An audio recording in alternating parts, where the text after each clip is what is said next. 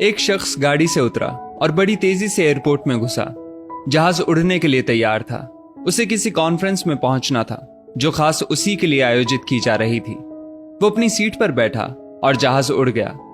अभी जहाज कुछ दूर ही उड़ा था कि कैप्टन ने ऐलान किया, तूफानी बारिश और बिजली की वजह से जहाज का रेडियो सिस्टम ठीक से काम नहीं कर रहा, इसलिए हम करीबी एयरपोर्ट पर उतरने के लिए मजबूर हैं। जहाज लैंड होते ही अब वो शख्स बाहर निकला और कैप्टन से शिकायत करने लगा कि उसका एक एक मिनट कीमती है और होने वाली कॉन्फ्रेंस में उसका पहुंचना बहुत जरूरी है।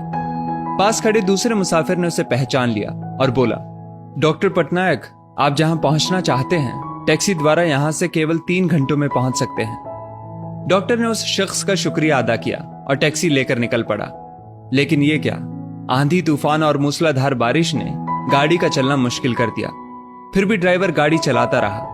अचानक ड्राइवर को एहसास हुआ कि वो रास्ता भटक चुका है।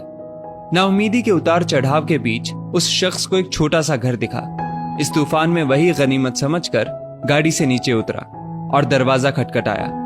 आवाज आई, जो कोई भी है अंदर आ जाए, दरवाजा खुला है। अंदर एक बुढ़िया आसन बिछाए भगवत गीता पढ़ रही थी। उसने कहा, माँ जी, अगर इजाजत हो तो आपका फोन इस्तेमाल कर लूं।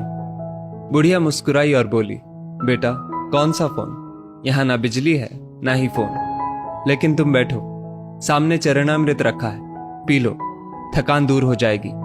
और खाने के लिए भी कुछ ना कुछ फल मिल जाएगा, खा लो ताकि आगे सफर के लिए कुछ शक्ति आ जाए। डॉक्टर ने शुक्रिया अदा किया और चरणामृत पीने लगा। बुढ़िया अपने पाठ में खोई थी कि डॉक्टर की नजर उनके बगल में पड़ी। एक बच्चा कंबल में लिपटा पड़ा था जिसे बुढ़िया थोड़ी थोड़ी देर में हिला देती थी। बुढ़िया ने पाठ समाप्त किया तो डॉक्टर ने कहा, माँ जी, आपके स्वभाव और एहसान ने मुझ पर जादू कर दिया है। आप मेरे लिए भी दुआ कर दीजिए, ये मौसम साफ हो जाए। मुझे उम्मीद है आपकी दुआएं जरूर कबूल होती होंगी। बुढ़िया बोली, नहीं बेटा, ऐसी कोई बात नहीं। तुम मेरे अतिथि हो और अतिथि की सेवा ईश्वर का आदेश है। मैंने तुम्हारे लिए भी दुआ की है। परमात्मा का शुक्र है, उसने मेरी हर दुआ सुनी है। बस एक और दुआ मैं उससे मांग रही हूं, शायद जब वो चाहेगा उसे भी कबूल कर लेगा। कौन सी दुआ? डॉक्टर ने पूछा। बुढ़िया बोली, ये जो 4 साल का बच्चा तुम्हारे सामने अधमरा पड़ा है, मेरा पोता है। ना इसकी माँ जिंदा है ना ही बाप। इस बुढ़ापे में इसकी जिम्मेदारी मुझ पर है। डॉक्टर कहते हैं इसे कोई खतरनाक रोग है जिसका वो इलाज नहीं कर सकते।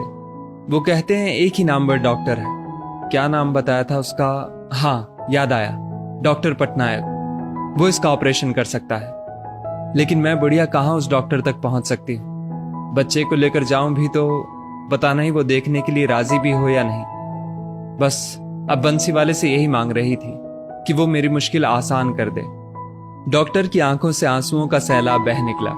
वो रूंधे कंठ से बोला, माई, आपकी दुआ ने हवाई जहाज को नीचे उतार लिया, आसमान पर बिजलियां कौंधवा दी, मुझे रास्ता भुलवा दिया ताकि मैं यहां तक खींचा चला आऊं। हे भगवान, मुझे यकीन ही नहीं हो रहा कि कन्हैया एक दुआ कबूल करने के लिए अपने भक्तों की इस तरह भी मदद कर सकता है। दोस्तों, वो ईश्वर सर्वशक्तिमान है। जहां इंसान बेबस हो जाता है, वहीं से उसकी परम कृपा शुरू होती है। यदि इस वीडियो ने आपका दिल छू लिया हो तो इसे लाइक शेयर अवश्य करें और ऐसी ही बेहतरीन वीडियोस के लिए हमारा पेज जरूर फॉलो कर लें। धन्यवाद।